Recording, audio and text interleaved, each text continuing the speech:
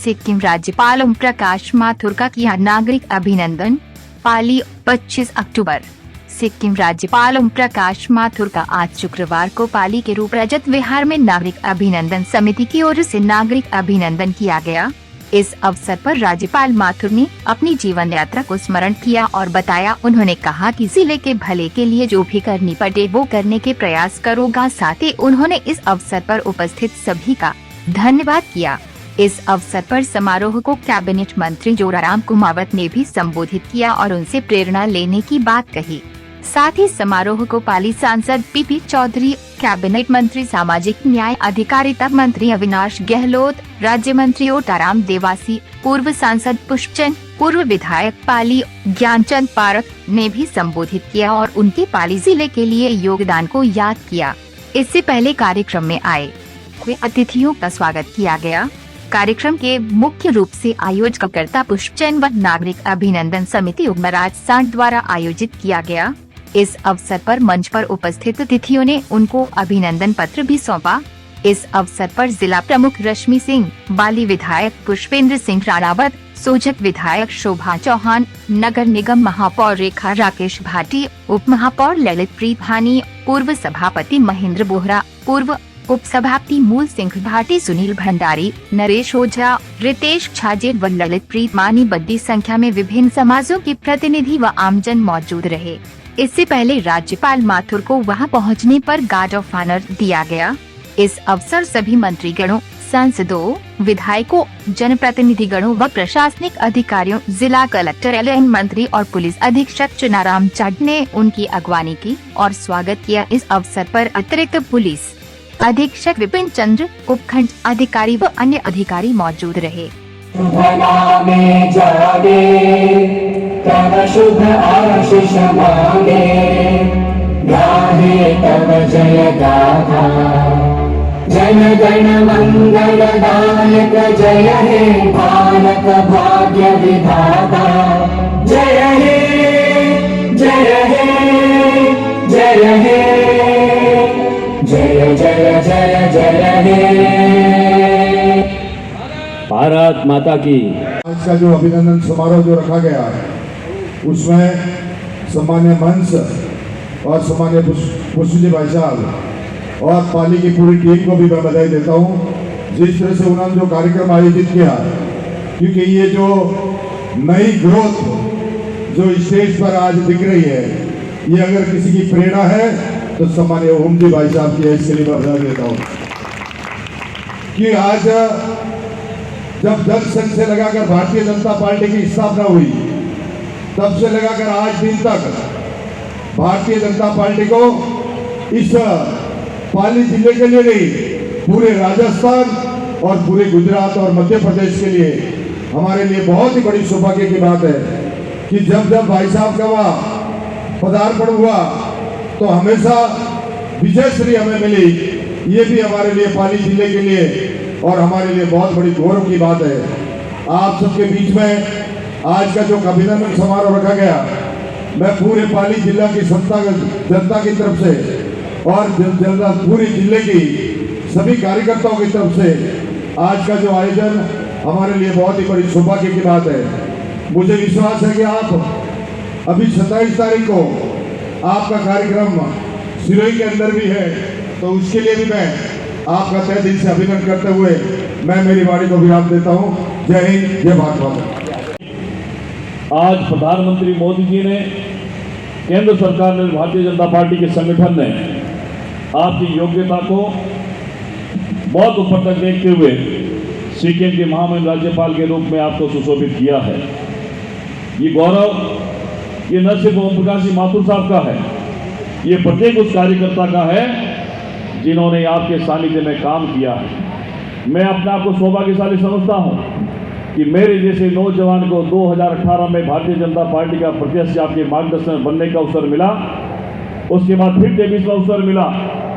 लोग कहते हैं ये अविनाश गहलोत ओम प्रकाश जी माथुर का है, ये उनका आशीर्वाद है।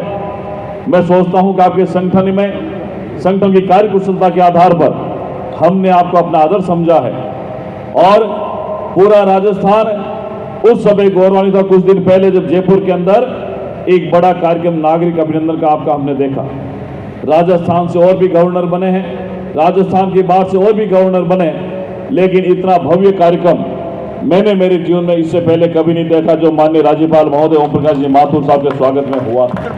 स्थापित किया है और हमारे पाली का गौरव बढ़ा है, इसलिए मैं मेरी तरफ से और पाली लोकसभा क्षेत्र के सभी क्षेत्रवासियों के तरफ से आपका हार्दिक अभिनंदन करता हूं, स्वागत करता हूं और इन्हीं शब्दों के साथ बहुत बहुत धन्यवाद।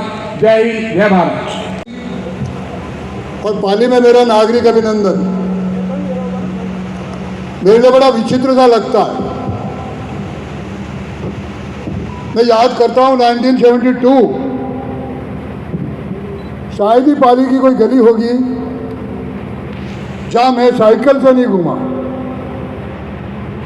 कभी रमेश जी सांड को उठा रहा हूं, कभी राजेश सोमानी को उठा रहा हूं, और नियमित निरंतर चलता रहा वो काम। बीच में इमरजेंसी लग गई। मेरा सौभाग्य रहा कि उस आपातकाल में इन तीनों चारों जिलों का सत्याग्रह करवाने का दायित्व संघ की ओर से मुझे मिला और मैं उन सब कार्यकर्ताओं के प्रति नतमस्तक हूं। उस समय मेरी आयु 24 साल थी, लेकिन सत्याग्रह करने वाले मेरे से भी 3, 4, 5 साल छोटे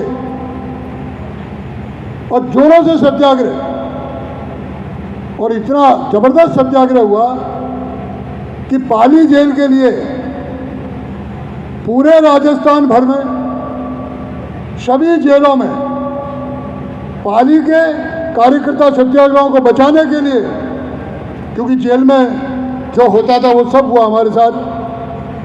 पहले थाने में धुलाई अच्छी बढ़िया, इलेक्ट्रिक शॉक तक लगाए गए, फिर जेल में भी कई तरह के हमारे खिलाफ षड्यंत्र बने। लेकिन वो उस समय का कार्यकर्ता, ऐसा जोश और ऐसा उत्साह, आज भी जब मुझे वो बात आ जाती है तो मैं स्वाभाविक रूप से उनके प्रति नमन करता हूँ कि क्या खून दिया होगा, क्या उनका मन होगा। बहुत से प्रयत्न हुए, पैरोल ले लो, जमानत करवा लो, किसी ने जमानत नहीं की।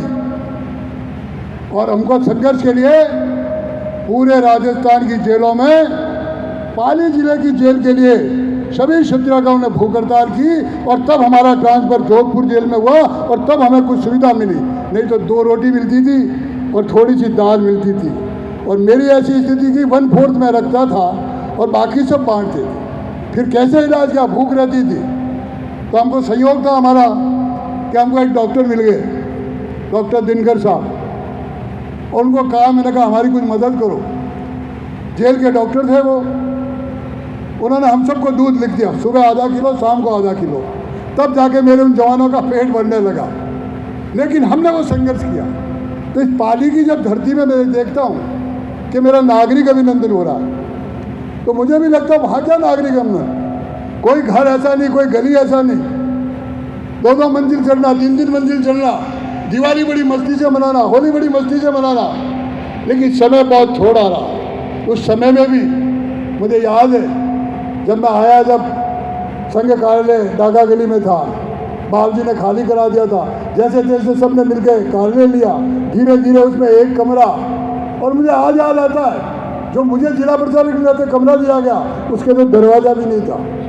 अब आज यहाँ कमल जी गोयल है या नहीं है, राजेश सोमानी को मुझे दिखाया, इतनी मस्तियाँ उस छोटे से कमरे में कि हम साथ में, मैं तो लंबा सो भी नहीं सकता था, लंबाई पूरी थी तो तिरछे सोते थे।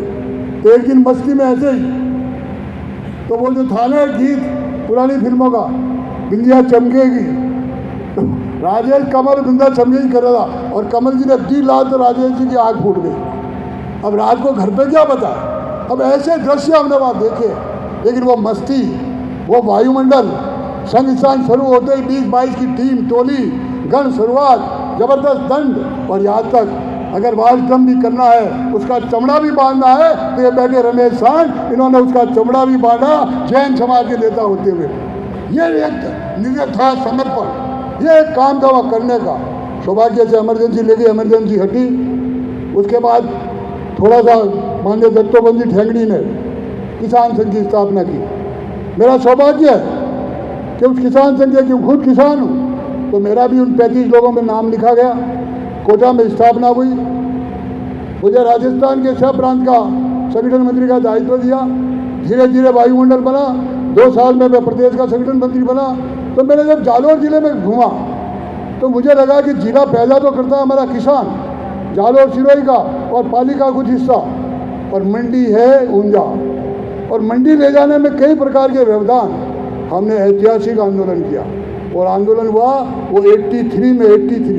अब 83 में मैं कैसा हूँगा और किसान संघ कैसा था, लेकिन उस आंदोलन ने किसान संघ की नींव रखी। इंडियन एक्सप्रेस जैसे अखबार ने पूरे देश भर में मुख्य पृष्ठ पर उसको छापा, और उस समय PN भंडारी साहब सेल टैक्स कमिश्नर हुआ करते थे, दीपक प्रति प्रमोशन में SDM लगा हुआ था, वहाँ IAS था वो। वहाँ जाकर के कानून बदलना पड़ा किसानों के लिए, और वो कानून बदल के आज जीरा वहाँ पहुँचा। तो ऐसे कई पड़ाव देखे मैंने, कई जीवन में उतार चढ़ाव देखे, और मैंने किस प्रकार से काम खड़ा किया। धीरे धीरे किसान संघ का राष्ट्रीय महामंत्री बना दिया गया, फिर मुझे 3-4 प्रांतों का काम दे गया। मैंने पीछे देखा नहीं, मुझे जो कहा, और वास्तव में भाई मैं शमशेर बनने लायक नहीं था, मैं तो ग्रेजुएशन करते करते संघ के संपर्क में आया, और वो भी एक्सीडेंटल आया। संघ का कार्यक्रम पाली में तहसील सम्मेलन, माननीय प्रांत संघ प्रचारक जी ब्रह्मदेव जी का कार्यक्रम, उस कार्यक्रम में घोड़े पे ध्वज लेके बैठना था। लेकिन घोड़े पे ध्वज जो लेने वाले थे हमारे गणपति सोनी, बहुत मोटे दादी थे। वॉच डन बनते ही घोड़ा बिदक गया। आदरणीय विद्यादेव जी, जिनको हम गुरु कहते थे, उनको पता लगा ओम प्रकाश यहाँ बैठा है, ये कभी कभी घोड़े पे भी देखा जाता है। उन्होंने कहा हमारे घोड़े पे बैठ सकते हो क्या, ध्वज लेके बैठ सकते हो क्या। मैंने कहा मेरे तो आपकी ड्रेस ही नहीं है, मेरे पास न कोई ड्रेस न कोई शमशेर, मैं कभी आपके शाखा में आया नहीं, आपने हमको बुलाया, भाषण सुन के बुलाया, मैं आ गया। तो नहीं ड्रेस तो हम कर देंगे, ड्रेस की व्यवस्था वही वस्तु भंडार से तुरंत निक्कर ला के दे दिया गया, टोपी ला के दे दिया गया, बेल्ट ला के दे दिया, शर्ट पहना दिया, और मैं घोड़े पे बैठा। भाई वो जो 72 में घोड़े पे बैठा हूँ, आज तक उस घोड़े से उतरना नहीं। और वास्तव में जो एक्चुअल घोड़े पे बैठा था वो तो मेरे नसीब से खत्म हो गया, वो घोड़ा तो बैठ नहीं पाया। इस घोड़े पे बैठा जब तक चलता हूँ।